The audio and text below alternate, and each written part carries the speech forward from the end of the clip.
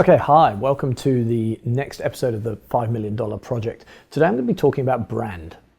Now, brand is absolutely critical to the success of a product, but when you're in sort of the infancy of building something, it kind of takes a second seat to getting shareholder agreements sorted out, to figuring out what you're actually going to build and develop. All of that's a priority, but as the sort of the main stakeholder in the background, I've been working on the brand and trying to push it forward.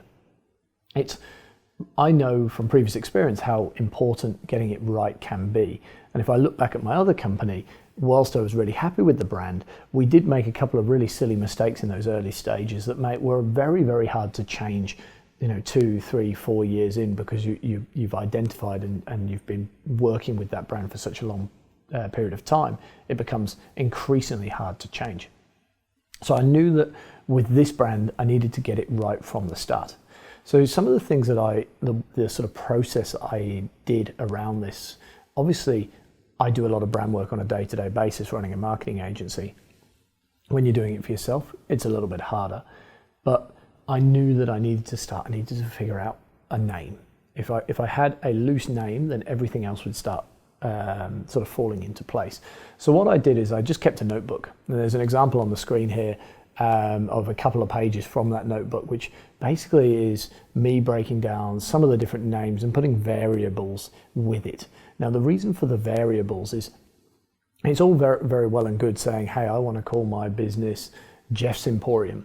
But if there's 26 businesses out there called Jeff's Emporium already, then there's a very small chance you're going to get a domain that's good and useful at that level. Also, we're becoming far more international. So even if you could get jeffsemporium.com.au, if your business then wanted to work in the US or the UK, you would need a domain over there. So you've then got to look, okay, well, can I get .com.au, .co.uk, .co.nz, .us, all the different domains around it. The other way of coming at it is, well, maybe I will just get a .com email address, or domain. But .coms are, there's a lot more demand for those, which means the availability of names is significantly less.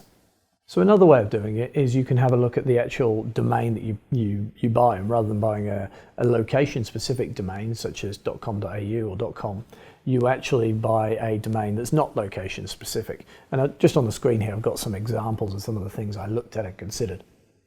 The challenge with this, and this is a mistake I made in another business, is that sometimes these domains aren't recognized as well. They don't rank as well from a Google perspective in terms of where you appear in search engines.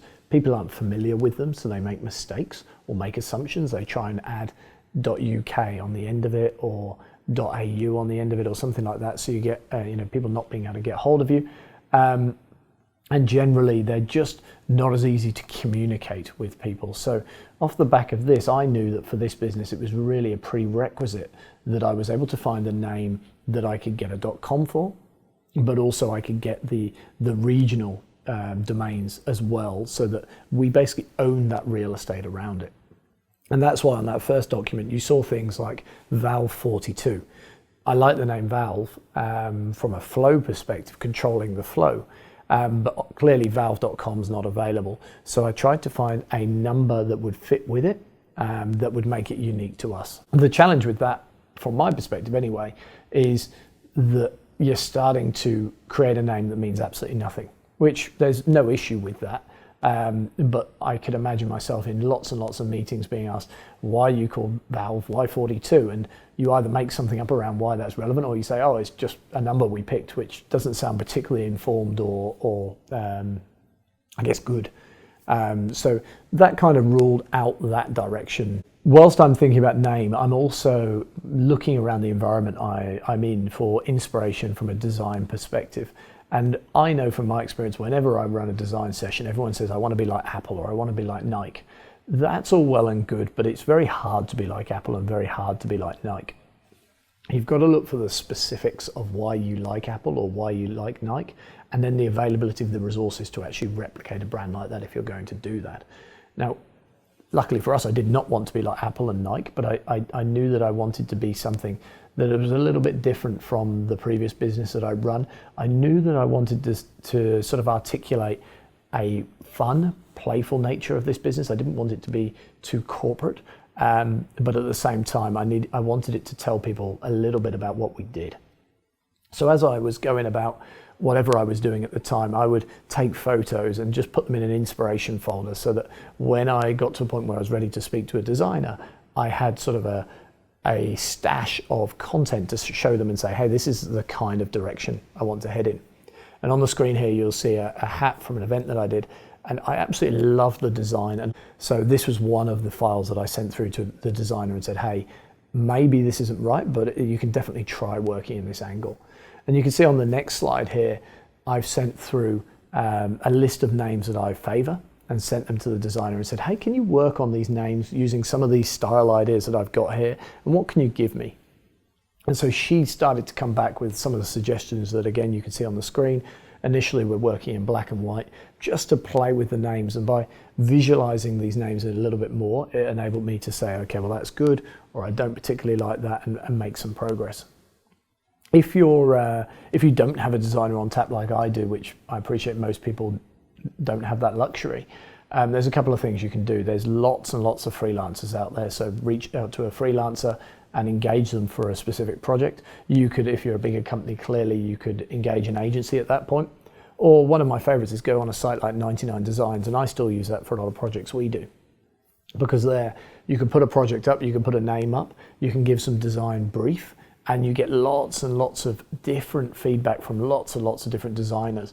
And simply by doing that, you're able to say, oh, I like that component from that one and that one from that one, and sort of start merging them together. And it's cost effective. I mean, you probably need to spend somewhere around $400 on a site like that. But the level of feedback and input you get, you're normally able to get to a point where you've got a pretty decent brand starting to come together. We're far from finished at this point, but at least compared with the other side of the sort of product scope that we're working on, I feel like we're making progress. And as I say, I feel comfortable doing this. I know that there's going to be an outcome at the end that I'm going to be happy with, even though looking at some of these things on the screen, they're clearly not good. But because I'm familiar with it, I'm confident we're going to get there. So we continue down this route, and the sort of next logical stage for us is picking and starting to refine the names that we're working with, and then trying different designs on that name to see if there's something we like. And if we do find one we like, we will then change it and put it across all the names so we can compare like for like and see which we actually prefer. And I find it really useful to not just work on logo. So start putting things together like business cards. What sort of banners are you going to have on your social media? What's your letterhead going to look like? If you're at a conference, what are the banners going to look like that you have behind your exhibition booth? Anything like that that you can design that's practical enables you to understand, okay, that's how it might look. Do we like that? And then critically, what else needs to go with the logo? Do we need other colors involved in this process? What type of imagery are we going to be using? And we're not quite there yet, but you can see as we go through this, I start to hone in on a favorite in terms of the name that I like, which is ROI. And ROI is spelled ROI. Obviously, it's a play on return on investment, but I didn't want a company called Return on Investment. That would be kind of crap in my eyes. But ROI sounded a lot more interesting. It also sort of hinted at an element of playfulness. So we wanted to find a font that really showcased that being playful. But at the same time, what we're building is all based on machine learning and AI. So we wanted to indicate that the business was that way orientated. So we ended up stitching the two together, and we came up with ROI AI, which is the name we now go by, and having a sort of fun part and a serious part. And at this stage, you can see it's very, very blue. That changes later, and I'll show you that in another episode or so. But I feel like there's we're kind of getting there. So the next stage for me is to ask the designer, okay, if we've got this name ROI AI, can you mock it up in a bunch of different formats so I can see which one I prefer? And then I can take it to the board and to various other people that I know and sort of run it past them and get their opinion on preference. And then we'll be at a point where we can say, okay, well, that part of the project is done for the time being and we can move forward. And that's exactly what we did. Once we got to a point where we knew we were roughly right with the name, roughly right with the logo, we knew we could get the domain name for ROI AI. So we checked all that side of things, and actually the minute I knew we were sort of honing in on that name, I went and purchased them because domains are pretty cheap. We then put that on the shelf. That part of the project's done as far as it needs to. We're not going to be going live for another 6 to 9 months at this stage. So it's not going to be needed, but at least that part of the puzzle is done. So in the next episode, what I'm going to run through is the meeting that we held at the end of January. It's very similar to the meeting that happened in August, but a very different set of outcomes that we're trying to achieve. We're really trying to get this thing moving and fast track some of the frustrations we've had over the last 3 or 4 months so that we get a lot more pace over sort of the next 1 to 2 to 3 months. And then from that meeting, I'm going to start talking about how we actually went into development, because I then had a clear idea of what we were building. The development team had a clear idea of what I was trying to achieve and the support I needed to put that together. So how that happened, and that's a really important thing, because I think anyone else who's going to be building a software product needs to understand that particular sort of light bulb moment for me, where it was like, okay, if I work like this and I produce this, it's going to help that team. We can begin coding, and we're actually going to get to a point where the product's coming to fruition. So that's the next episode. There might be one more after that, because there's a lot of sort of small details that have to be ironed out to begin making progress. And then we're kind of caught up to present day.